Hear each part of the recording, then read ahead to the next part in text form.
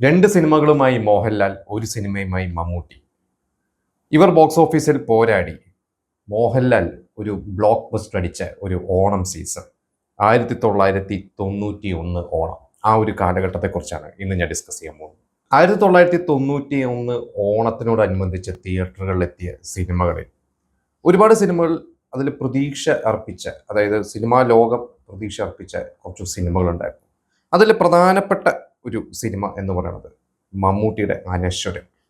അതിൻ്റെ കാരണം തൊട്ട് മുമ്പത്തെ വർഷം ജോമോൻ എന്ന സംവിധായകൻ മമ്മൂട്ടി വെച്ച് ഒരു സൂപ്പർ ഹിറ്റ് അടിച്ചു, സാമ്രാജ്യം.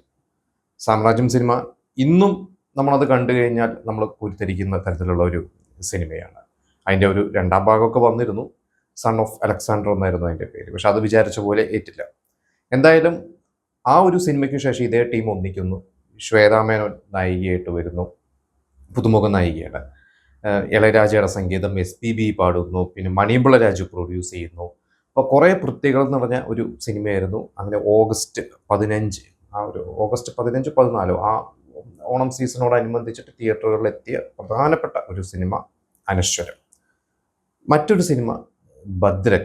ഇതുപോലെ തന്നെ അയ്യർ ദി ഗ്രേറ്റ് കഴിഞ്ഞ് മമ്മൂട്ടിയും ഭദ്രനായിട്ട് ഒന്നിച്ച് അയ്യർ ദി ഗ്രേറ്റിന് ശേഷം മോഹൻലാലുമായിട്ട് ഭദ്രൻ ഒന്നിക്കുന്ന സിനിമ. അതിനു മുമ്പ് മോഹൻലാൽ ഭദ്രൻ്റെ സിനിമകളൊക്കെ ചെയ്തിട്ടുണ്ട്, വില്ലനായിട്ടും നായകനായിട്ടും ഒക്കെ ഭദ്രൻ്റെ സിനിമകളൊക്കെ. പക്ഷേ മോഹൻലാലിൻ്റെ ഒക്കെ തുടക്കകാലത്തായിരുന്നു. അത് കഴിഞ്ഞ് ഇവർ ഒന്നിക്കുന്ന ഒരു സിനിമയായിരുന്നു അങ്കിൾ പെൻ. അതിലെ പ്രത്യേകത നമുക്കറിയാം, മോഹൻലാൽ തടിച്ച് ഒരു അതായത് ഒരു ഒരു വേറെ തരത്തിലുള്ള ഭയങ്കര ഒരു കൗതുകം നിറഞ്ഞ ഒരു കഥാപാത്രമായിരുന്നു മോഹൻലാലിൻ്റെ അങ്കിൾ ബെൻ എന്ന് പറയുന്നത്. അപ്പോൾ ഈ അങ്കിൾ ബെൻ സിനിമയുടെ പിന്നിൽ വർക്ക് ചെയ്തത് ഒരുപാട് പ്രഗത്ഭരാണ്. അതായത് അതിൻ്റെ കഥ ഹരി പോത്തനാണ്. എനിക്ക് തോന്നുന്നു ഒരു ഇംഗ്ലീഷ് സിനിമയുടെ കഥയാണ്. ഇതിൽ അതിൻ്റെ ടൈറ്റിൽ ക്രെഡിറ്റ്സ് നിങ്ങൾ ഇന്ന് ശ്രദ്ധിച്ചു കഴിഞ്ഞാൽ ഹരി പോത്തൻ, പ്രതാപോത്തൻ്റെ ചേട്ടൻ, പ്രശസ്ത പ്രൊഡ്യൂസർ, അദ്ദേഹം തന്നെയാണ് സുപ്രിയ ഫിലിംസ്, അവർ തന്നെയാണ് സിനിമ പ്രൊഡ്യൂസ് ചെയ്തിരിക്കുന്നത്. അത് അതിൻ്റെ എഴുതിയത് P. ബാലേന്ദ്രനാണ്. അതിൻ്റെ സ്ക്രിപ്റ്റ്, മ്യൂസിക് രവീന്ദ്രനാണ്, BGM ജോൺസനാണ്. പിന്നെ ഇതിൻ്റെ ഒരു പ്രത്യേകത, ഞാൻ അതിൻ്റെ ടൈറ്റിൽസ് ഒക്കെ വീണ്ടും എടുത്ത് നോക്കി കഴിഞ്ഞപ്പോൾ സ്പെഷ്യൽ മേക്കപ്പ് ഭാനു സലീം. എനിക്ക് തോന്നുന്നു സലീം എന്ന് പറഞ്ഞാൽ പിന്നീട് മോഹൻലാലിൻ്റെ മേക്കപ്പ് മാനായിട്ട് മാറി.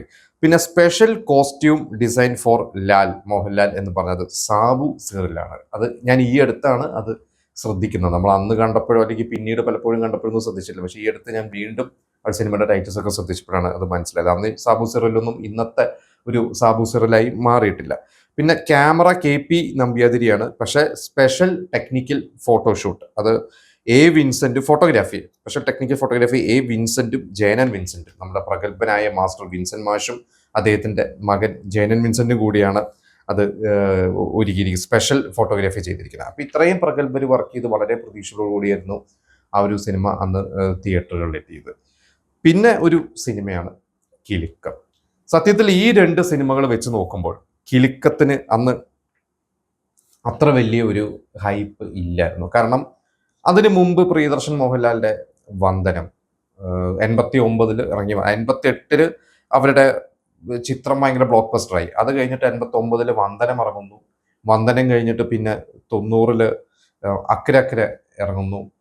പിന്നെ കുറച്ച് ലേറ്റ് റിലീസായ കടത്തനാടൻ അമ്പാടി ഇറങ്ങുന്നു. അപ്പോൾ ഇത്രയും സിനിമകളാണ് പ്രിയദർശൻ മോഹൻലാൽ അതിന് ശേഷം ചിത്രത്തിന് ശേഷം വന്നത്. പക്ഷെ ഇതൊന്നും അങ്ങനെ തിയേറ്ററിൽ വലിയ ബോക്സ് ഓഫീസ് അങ്ങനെ ഭയങ്കര സൂപ്പർ ഹിറ്റൊന്നും ആവാത്തത് കൊണ്ട് ഞാൻ എവിടെ വായിച്ചിട്ടുണ്ട്, അന്ന് പ്രിയദർശൻ സ്ക്രിപ്റ്റ് എഴുതണ്ട എന്നുള്ള രീതിയിൽ ഒരു ചർച്ചയൊക്കെ വന്നു. അങ്ങനെ ആ ഒരു സിനിമ കിലുക്കത്തിന്റെ കഥ പ്രിയദർശൻ ഉണ്ടാക്കുന്നു, അതിന്റെ സ്ക്രിപ്റ്റ് വേണു നാഗവള്ളിയുടെ പേരിലാണ്. പക്ഷെ തമാശ രൂപേണ അതിന്റെ നിർമ്മാതാവ് ഗുഡ് നൈറ്റ് മോഹൻ തന്നെ പിന്നീട് ഒരിക്കൽ ഒരു അഭിമുഖത്തിൽ പറഞ്ഞിട്ടുണ്ട്, അന്ന് ഗാന്ധിമതി പാതിലാണ് തോന്നുന്നു ആ ഒരു സിനിമയുടെ ഒക്കെ പ്രൊഡക്ഷൻ കാര്യങ്ങളൊക്കെ നോക്കിയിരുന്നത്. അപ്പൊ അദ്ദേഹത്തിന് ഗുഡ് നൈറ്റ് മോഹൻ നല്ല ലൊക്കേഷനിലൊന്നും പോയിരുന്നില്ല. ഗുഡ് നൈറ്റ് മോഹന്റെ ഷൂട്ടൊക്കെ തുടങ്ങി കുറേ ദിവസങ്ങൾക്ക് ശേഷം അവരെ വിളിച്ചു കഴിഞ്ഞപ്പോൾ വേണുനാഗവള്ളിയുടെ സ്ക്രിപ്റ്റ് എങ്ങനെയുണ്ട്, സ്ക്രിപ്റ്റ് പോലെ തന്നെ ഷൂട്ട് പോകുന്നുണ്ടോ എന്നൊക്കെ ചോദിച്ചപ്പോൾ പറഞ്ഞു, ആ സ്ക്രിപ്റ്റ് ഇവിടെ തന്നെ ഇരിപ്പുണ്ട്, നമുക്ക് അത് വേറൊരു കഥ ഉണ്ടാക്കാം എന്നുള്ള രൂപേണ ഒക്കെ തമാശ രൂപേണ പറഞ്ഞു. കാരണം അത് പ്രിയദർശൻ തന്നെ അവരുടെ ലൊക്കേഷനിൽ ഇരുന്ന് മാറ്റി ചെയ്തു. പക്ഷെ വേണുനാഗവള്ളിയുടെ പേരിൽ തന്നെയാണ് അത് വന്നിരിക്കുന്നത്. പക്ഷെ അത് പ്രിയദർശന്റെ ഒരു കഴിവ് തന്നെയാണ് ആ ഒരു സിനിമ.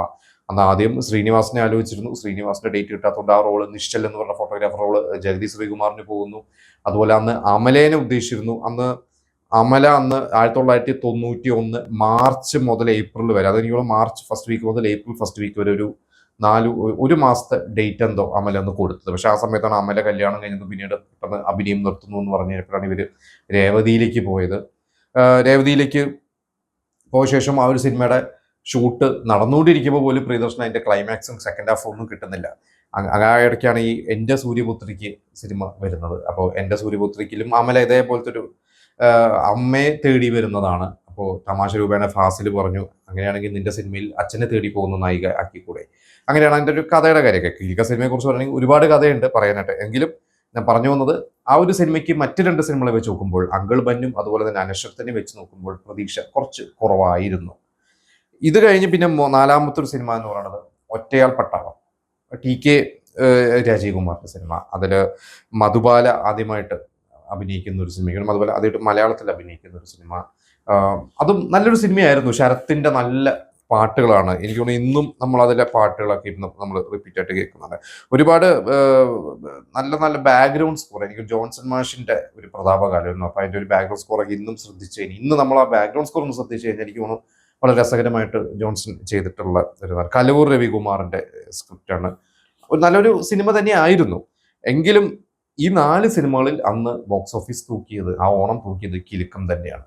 നിങ്ങളെല്ലാവർക്കും അറിയാവുന്ന ഒരു കാര്യമാണത്. അന്ന് 60 ലക്ഷം രൂപയായിരുന്നു ആ സിനിമയുടെ ബഡ്ജറ്റ്. അന്ന് ശരിക്കും അതൊരു ഓവർ ബഡ്ജറ്റാണ്. അന്നൊരു 30 ലക്ഷം രൂപ 35 ലക്ഷം രൂപയ്ക്കൊക്കെയാണ് നോർമലി ഒരു മോഹൻലാൽ സിനിമയൊക്കെ തീർക്കുന്നത്. മാക്സിമം 40 ലക്ഷം രൂപ. എനിക്ക് തോന്നുന്നു ആ സമയത്ത് ഏതോ ഒരു സിനിമ, ഞാൻ പെട്ടെന്ന് മറന്നുപോയി, അന്നത്തെ ആ ഒരു കാലഘട്ടത്തിൽ ഏതോ ഒരു സിനിമ 45 ലക്ഷം, അതായിരുന്നു അന്നത്തെ മോഹൻലാലിന്റെ ഒരു ആവറേജ് ഒരു ബഡ്ജറ്റ് എന്ന് പറയുന്നത്.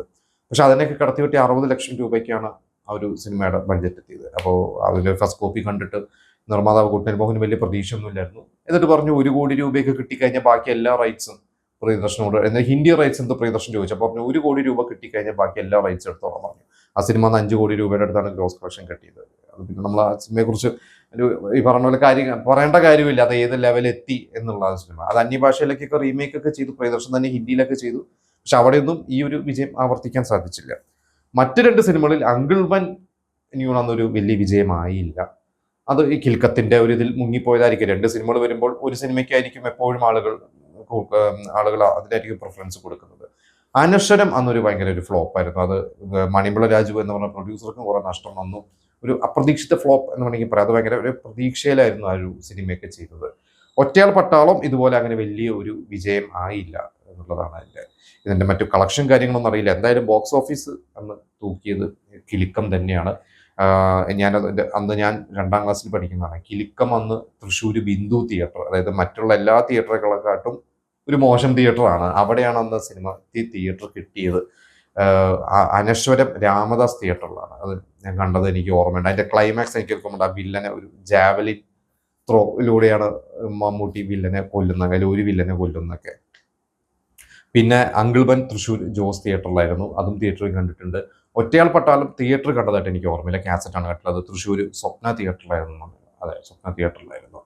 അപ്പോൾ ഇത്രയും സിനിമകളാണ് ആ ഒരു ഓണം സീസണിൽ എൻ്റെ ഓർമ്മയിലുള്ളത്. ഞാൻ അന്ന് തിയേറ്ററിൽ പോയി കണ്ടതൊക്കെ ആയിട്ടുള്ള എൻ്റെ എക്സ്പീരിയൻസുകൾ. എന്തായാലും നിങ്ങളുടെ എക്സ്പീരിയൻസുകൾ നമുക്ക് ഷെയർ ചെയ്യുക.